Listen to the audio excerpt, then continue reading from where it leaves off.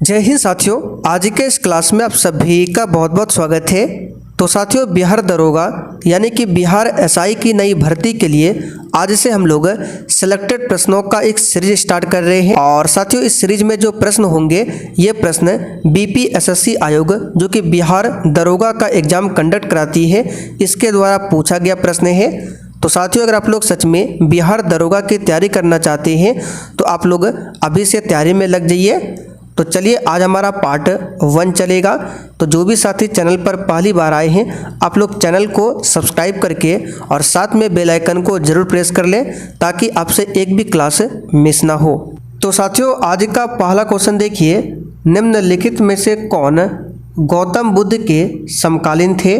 नागार्जुन, कनिष्क, कौटिल्य या फिर डी महावीर स्वामी? साथियों, बिल्कुल आपको सोच समझकर आंसर करना है और प्रत्येक स्टूडेंट को नीचे लाइव चैट में अपना अपना आंसर जरूर करना है जिससे आप सभी का प्रॉपर तरीके से रिवीजन भी हो सके।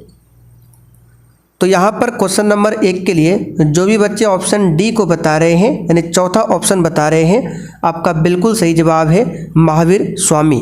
महावीर स्वामी और गौतम बुद्ध ये दोनों एक दूसरे के समकालीन थे। अब यहाँ पर महावीर स्वामी की बात करें तो जैन धर्म के आखिरी और 24वें तीर्थंकर थे महावीर स्वामी। ठीक है, महावीर स्वामी के बचपन का नाम क्या था पूछा जाता है? वर्धमान। महावीर स्वामी की मृत्यु कहाँ पर हुई थी इसे भी ध्यान रखिएगा, पावापुरी में। कहाँ पर? पावापुरी में। और गौतम बुद्ध की मृत्यु कहाँ पर हुई थी? कुशीनगर में। कहाँ पर हुई थी? कुशीनगर में। गौतम बुद्ध ने अपना प्रथम उपदेश कहाँ पर दिया था? तो सारनाथ में दिया था जिसे धर्मचक्र प्रवर्तन कहा गया। और गौतम बुद्ध का सबसे अधिक उपदेश कहाँ पर दिया गया था गौतम बुद्ध ने? तो याद रखिएगा श्रावस्ती में। तो ये सारे इंपॉर्टेंट फैक्टों को आप लोग ध्यान रखिएगा। चलिए, क्वेश्चन नंबर दूसरा देखिए, भारतीय का नाम जो मोहनजोदड़ो की खोज के साथ जुड़ा था नाम क्या है? चलिए बताइए, क्वेश्चन नंबर 2 के लिए आंसर क्या होगा?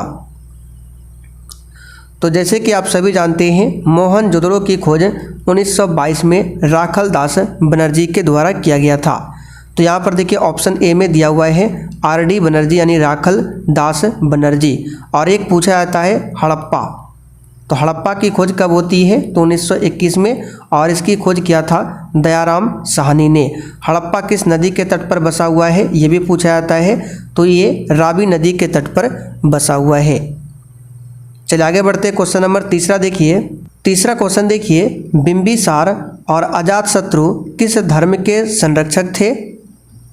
चलिए, बिल्कुल टॉप लेवल का क्वेश्चन है, आप लोग आंसर करते चलिए। तो यहाँ पर इस क्वेश्चन का आंसर हो जाएगा चौथा ऑप्शन।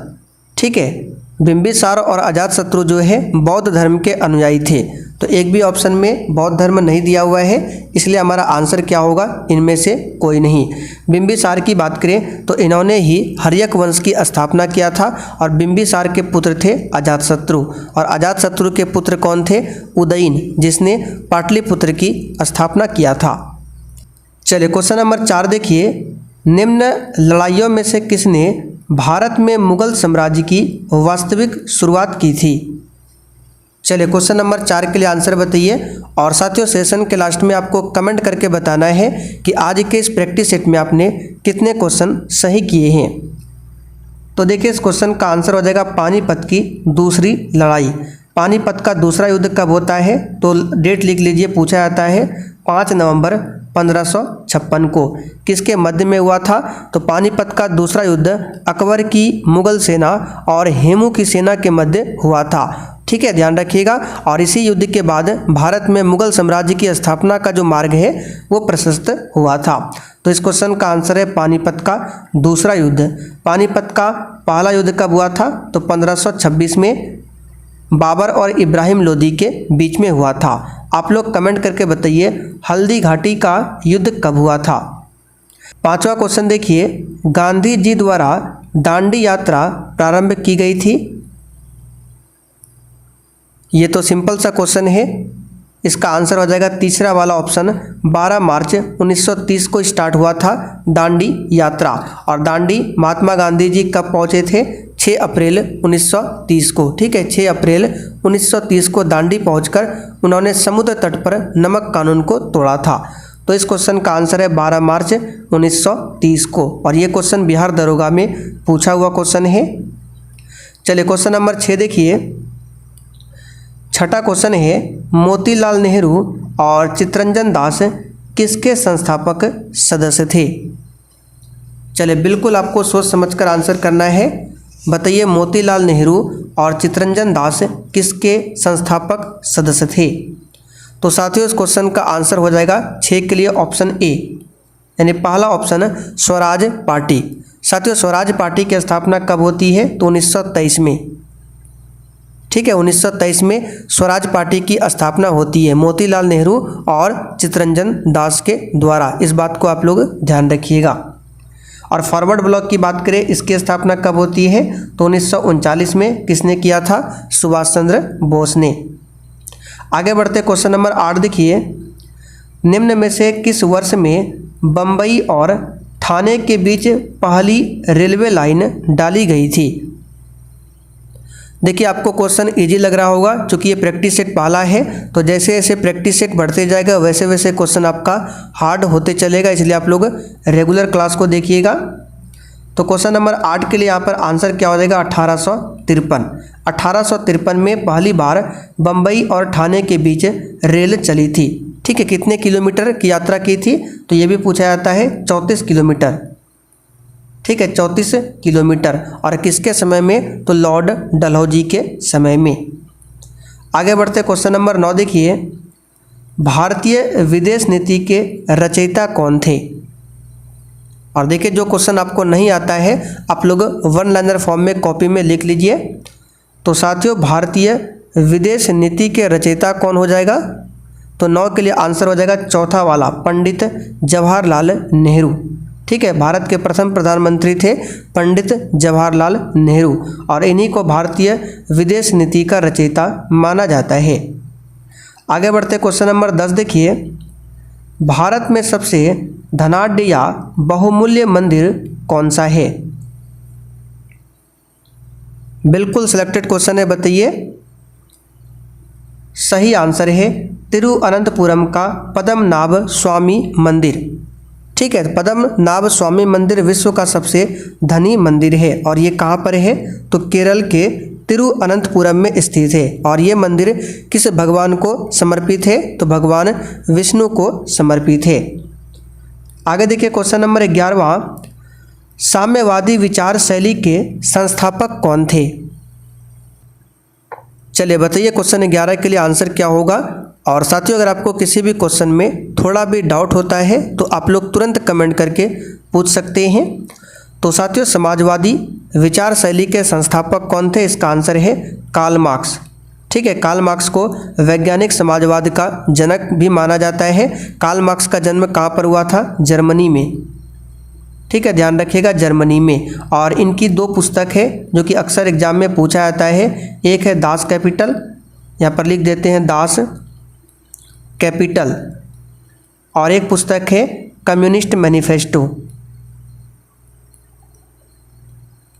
कम्युनिस्ट मैनिफेस्टो दोनों ध्यान रखिएगा, ये दोनों पुस्तक किसकी है? तो कार्ल मार्क्स की पुस्तक है, अक्सर एग्जाम में पूछा जाता है। चलिए आगे बढ़ते हैं क्वेश्चन नंबर 12वां देखिए। 12 नंबर है नाजीवाद का एक राजकीय विचारधारा के रूप में उद्भव कब हुआ था? कहाँ पर हुआ था? बताइए 12 के लिए आंसर। तो नाजीवाद विचारधारा का उद्भव जो है जर्मन तानाशाह एडोल्फ हिटलर को दिया जाता है। कहाँ? तो जर्मनी में हो जाएगा। और इसका उद्भव किसे माना जाता है? तो एडोल्फ हिटलर को। तो यहाँ पर दूसरा वाला ऑप्शन आपका सही जवाब है, जर्मनी में। चलिए आगे देखिए क्वेश्चन नंबर 13वां है। मुख्यमंत्री की नियुक्ति की जाती है। तो साथियों मुख्यमंत्री की नियुक्ति जो है ये किया जाता है राज्यपाल के द्वारा। किसके द्वारा? राज्यपाल के द्वारा। भारतीय संविधान का आर्टिकल 164 जो भी एक्स्ट्रा फैक्ट को बताएंगे आपको ध्यान से सुनना है। तो आर्टिकल 164 के अनुसार राज्य के राज्यपाल द्वारा नियुक्त किया जाता है मुख्यमंत्री। अच्छा, राज्यपाल की नियुक्ति कौन करता है? तो भारत के राष्ट्रपति। राष्ट्रपति के बारे में कुछ आर्टिकल बताते हैं, ध्यान रखिएगा। जैसे कि आर्टिकल 72 में क्या है? तो राष्ट्रपति के पास क्षमादान की शक्ति है। आर्टिकल 61 में क्या है? तो राष्ट्रपति पर महाभियोग की प्रक्रिया है आर्टिकल 61 में। ठीक है, ध्यान रखिएगा किस में है? आर्टिकल 61 में। अच्छा, राष्ट्रपति शपथ के बारे में किस आर्टिकल में बताया गया है? तो देखिए, आपको 3 आर्टिकल बताते हैं, आपको एक ट्रिपलेट याद रखना है। ठीक है, जिस तरह मैथ में होता है ट्रिपलेट, आपने पढ़ा होगा, उसी तरह यहाँ पर एक ट्रिपलेट आपको बताते हैं, ध्यान रखना है। चलिए, आपको आर्टिकल ध्यान रखना है 60, उसके बाद आपको 69 और 159, ये 3 आर्टिकल ध्यान रखना है। 60 में क्या है? राष्ट्रपति शपथ के बारे में बताया गया है। 69 में क्या है? उपराष्ट्रपति शपथ है। और 159 में क्या है? तो राज्यपाल शपथ है। आप लोग भी कहीं लिख लीजिए कॉपी में, इस प्रकार बना के 60, 69, 159। ठीक है, 60 में राष्ट्रपति शपथ के बारे में है, 69 में उपराष्ट्रपति शपथ है और 159 में राज्यपाल शपथ के बारे में बताया गया है। आगे बढ़ते हैं, क्वेश्चन नंबर 14 देखिए। डॉक्टर जाकिर हुसैन कौन थे?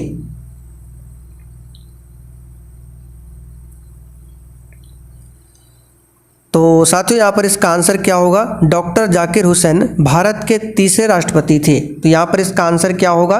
भारत के तीसरे राष्ट्रपति थे और भारत का प्रथम मुस्लिम राष्ट्रपति। तो नंबर के क्रम में तीसरा हो जाएगा और मुस्लिम में हो जाएगा आपका प्रथम राष्ट्रपति। तो यहाँ पर ए वाला ऑप्शन आपका सही आंसर है। आगे देखिए, 16 नंबर है, उपराष्ट्रपति पदेन अध्यक्ष होता है। तो साथियों, उपराष्ट्रपति जो है राज्यसभा का पदेन अध्यक्ष होता है। किसका? राज्यसभा का। तो यहाँ पर ए वाला ऑप्शन आपका सही आंसर है। वर्तमान में भारत के उपराष्ट्रपति कौन है? श्री जगदीप धनखड़ है।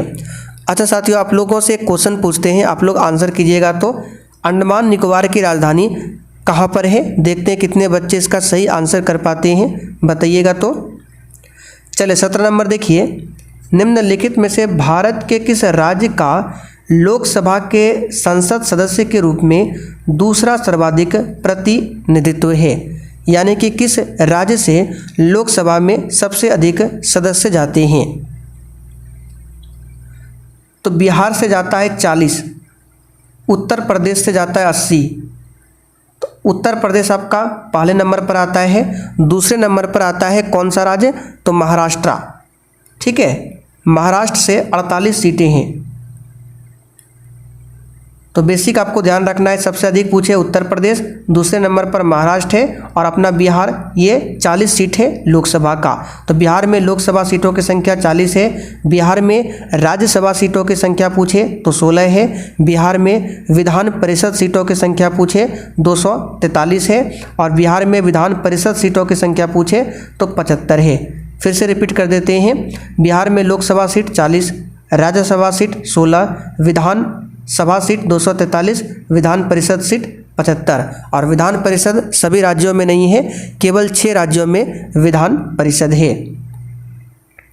18 नंबर देखिए, भारतीय संविधान की कौन सी अनुसूची भारतीय भाषाओं की मान्यता से संबंधित है? बताइए इसका आंसर। तो साथियों, इसका आंसर होगा 8वीं अनुसूची। 8वीं अनुसूची में 22 भाषाओं का उल्लेख मिलता है, लेकिन जिस समय संविधान लागू हुआ था उस समय 8वीं अनुसूची में केवल 14 भाषाओं का उल्लेख था। 14 भाषाएं, ठीक है, लेकिन वर्तमान में 22 भाषाओं का उल्लेख मिलता है। और देखिए साथियों, प्रत्येक स्टूडेंट को नीचे लाइव चैट में या फिर कमेंट बॉक्स में आंसर जरूर देना है। आगे देखिए, स्वतंत्रता के पश्चात भारत के प्रथम गृह मंत्री कौन थे?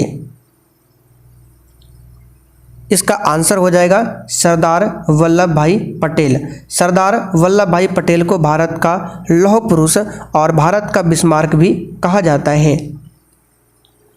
क्वेश्चन नंबर 20 देखते हैं। चलिए 20 नंबर है, निम्नलिखित में से कौन वर्ष 1967 से 1969 की अवधि में भारत के राष्ट्रपति रहे थे? इसका आंसर है डॉक्टर जाकिर हुसैन। ठीक है, डॉक्टर जाकिर हुसैन भारत के राष्ट्रपति बनने वाले पहले मुस्लिम राष्ट्रपति थे। चलिए 21 नंबर देखिए, भारत के संविधान में विनिर्दिष्ट लोकसभा सदस्यों की अधिकतम संख्या कितनी है? अब यहाँ पर ऑप्शन को सही कर लीजिए। इसका आंसर हो जाएगा 550। कितना हो जाएगा? 550। ठीक है, 552 अब नहीं होगा क्योंकि दो जो एंग्लो इंडियन का प्रावधान था इसे समाप्त कर दिया गया है। तो अब कितना है? 550 है। आप लोग इस बात को ध्यान रखेंगे। ठीक है, तो टोटल 550 है, तो आंसर क्या हो जाएगा? तीसरा वाला। चलिए 22 नंबर देखिए, निम्नलिखित में से किस राज्य अथवा केंद्र शासित प्रदेश में उपराज्यपाल की नियुक्ति भारत के राष्ट्रपति द्वारा की जाती है? तो इन चारों ऑप्शन में से दिल्ली हो जाएगा, क्योंकि दिल्ली क्या है? एक केंद्र शासित प्रदेश है, तो यहाँ पर उपराज्यपाल की नियुक्ति होता है। आगे देखिए क्वेश्चन नंबर 23 है, भारत का प्रथम मुख्य न्यायाधीश कौन था? ये तो सिंपल सा क्वेश्चन है, हीरालाल जेकानिया। 24 नंबर क्वेश्चन है, कौन सी भारत की आसूचना यानी कि गुप्तचर अधिकरण है? आंसर हो जाएगा रॉ। ठीक है, दूसरा वाला ऑप्शन आपका सही जवाब है, रिसर्च एंड एनालिसिस विंग, या संक्षेप में इसको रॉ बोला जाता है। रॉ जो है भारत की अंतर्राष्ट्रीय गुप्तचर संस्था है, इस बात को ध्यान रखिएगा। चलिए 25 नंबर देखिए, पृथ्वी के वायुमंडल में स्थित ओजोन स्तर निम्न में से किसको नियंत्रित करता है? यहाँ पर ध्यान दीजिए, ओजोन स्तर की बात करें, यहाँ से क्वेश्चन बनता है कि ओजोन का अनुसूत्र क्या होता है? तो इसका अनुसूत्र O3 होता है। ओजोन दिवस कब मनाया जाता है? तो प्रत्येक वर्ष 16 सितंबर को ओजोन दिवस मनाया जाता है। ओजोन लेयर वायुमंडल के किस मंडल में मिलता है? तो ये समताप मंडल में पाया जाता है। वायुमंडल में 5 परतें हैं, जिसमें समताप मंडल में ओजोन लेयर होता है, और ये क्या करती है? तो सूर्य से आने वाली हानिकारक विकिरण जो कि परावैंगनी विकिरण है, इसको रोकती है। तो आंसर यहाँ पर हमारा चौथा वाला होगा। आगे देखिए 26 नंबर, पारिस्थितिकी किससे संबंधित है?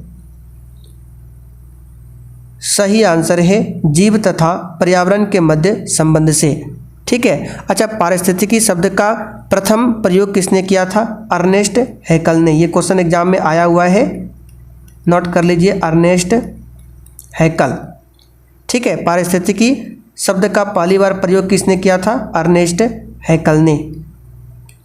27 नंबर है, निम्नलिखित में से क्या पृथ्वी के घूर्णन का परिणाम है? तो पृथ्वी अपने अक्ष पर जो घूर्णन करती है, किसके कारण, ये आपको बताना है। देखिए पृथ्वी की दो गति है, एक घूर्णन गति है और दूसरा है परिभ्रमण गति। ठीक है, घूर्णन गति जो अपने एक्सिस पर घूमती है, रोटेट करती है, और परिभ्रमण गति जो सूर्य के चारों ओर चक्कर लगाती है, वो आपका परिभ्रमण गति हो गया। तो यहाँ पर ये हो जाएगा आपका कोरियोलिसिस बल। दूसरा वाला ऑप्शन आपका सही आंसर है, कोरियोलिसिस बल। आगे देखिए 28 नंबर, भारत में प्रवाल भित्ति जिसको कोरल रीफ्स बोला जाता है, कहाँ पर मिलती है? वेरी इंपॉर्टेंट क्वेश्चन है।